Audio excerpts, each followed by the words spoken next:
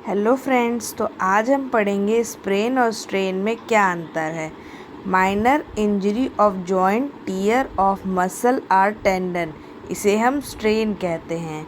Tier of ligament, इसे हम sprain कहते हैं। स्ट्रेन का मतलब होता है कि हमारे इंजरी ऑफ जॉइंट पे, यानी इंजरी कहाँ पे हुई है, जॉइंट पे हुई है, और टीयर किसका हुआ है, मसल्स और टेंडन्स का, वो हमारा स्ट्रेन कहलाता है।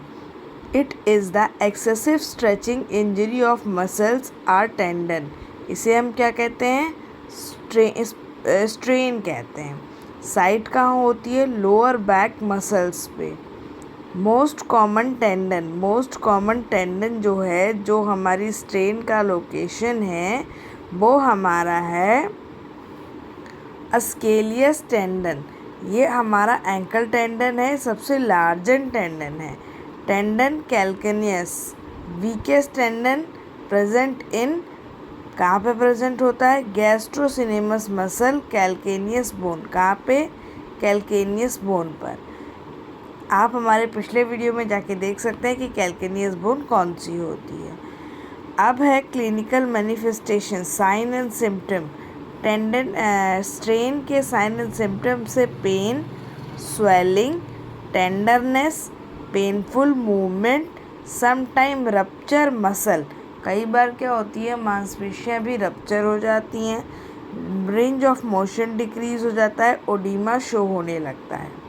अब देखते हैं हम ज़रा अपने स्प्रेन को। स्प्रेन क्या होता है, excessive stretching injury of ligament, यानी bone to bone joint. Ligament क्या होता है, बोन टू बोन जॉइंट, और टेंडन क्या होता है, बोन टू मसल जॉइंट, जो मसल्स को बोन से कनेक्ट करती है उसे टेंडन कहते हैं।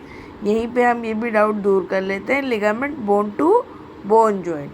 अब सबसे ज़्यादा कॉमन साइट है हमारे स्प्रेन की ankle, anterior talofibular ligament, anterior talofibular ligament.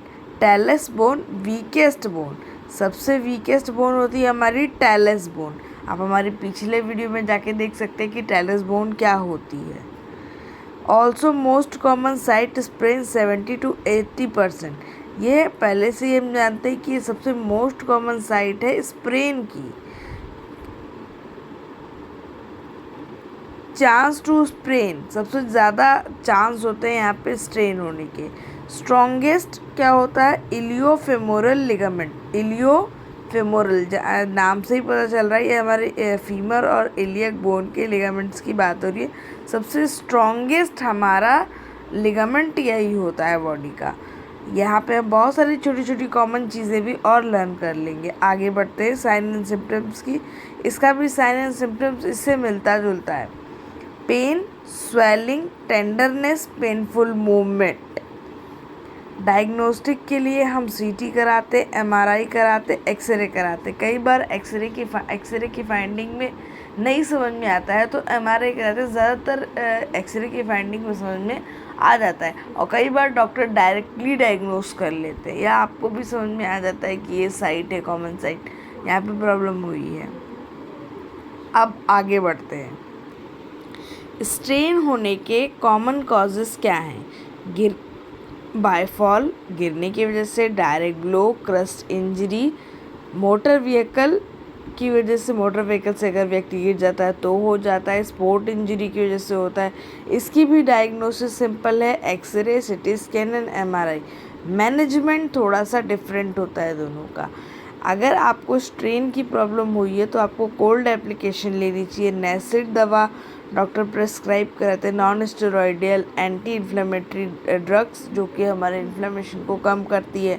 Cold application क्या करती है, बहुत अधिक ब्लड सर्कुलेशन बहुत फास्ट हो जाता है, उसको हमारी क्या करती है, ब्लड वेसल्स को क्या करती है, संकुचित करती है, हिंदी भाषा में संकुचन करती, कॉन्ट्रैक्ट करती है, जिसकी वजह से ब्लड फ्लो थोड़ा सा डिक्रीज़ होता है, वहाँ पे बहुत हार्ड ज़्यादा ब्लड फ्लो हो जाता है, और स्वेलिंग कम करती है, और क्या करती है, पेन के रिसेप्टर्स को ब्रेक करती है कि वहाँ पे ज़्यादा पेन ना होने पाए।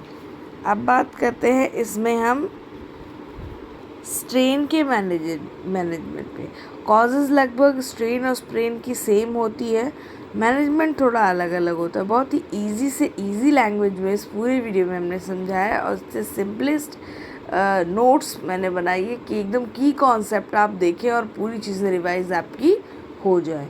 बात करते हैं मैनेजमेंट की, किसके? स्प्रेन की। स्प्रेन यानी लिगामेंट में टियर की। Rest immobilization, ice cold application. Purpose edema, purpose क्या होता है? Edema, decrease edema. और सी से कंप्रेशन, डिक्रीज स्वेलिंग और एलिवेशन कराते हैं। राइस एक क्रायोथेरेपी का पार्ट है जो फिजियोथेरेपी मैनेजमेंट में आता है।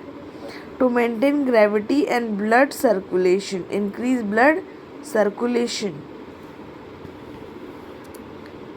अब बात करते हैं हम पीटी मैनेजमेंट। अब फिजियोथेरेपी मैनेजमेंट में हम क्या करते हैं? There are 2 or 3 modality to treat sprain and strain, both exercise therapy and electrotherapy. Electrotherapy technique like ultrasonic TENS reduce pain and inflammation, and manual therapy technique like massage, mobilization improve tissue healing and modality. Bracings and taping भी देते हैं ताकि उस particular जो joint पे, particular जो ligament और tendons पे प्रॉब्लम आई है वो मूवमेंट ज़्यादा ना करे, जिसकी वजह से स्वेलिंग ज़्यादा ना होने पाए। Provide support and stability to injured area. Thanks for watching. Like and subscribe. Follow for more such as simplest information. And follow my channel and watch my all simplest videos.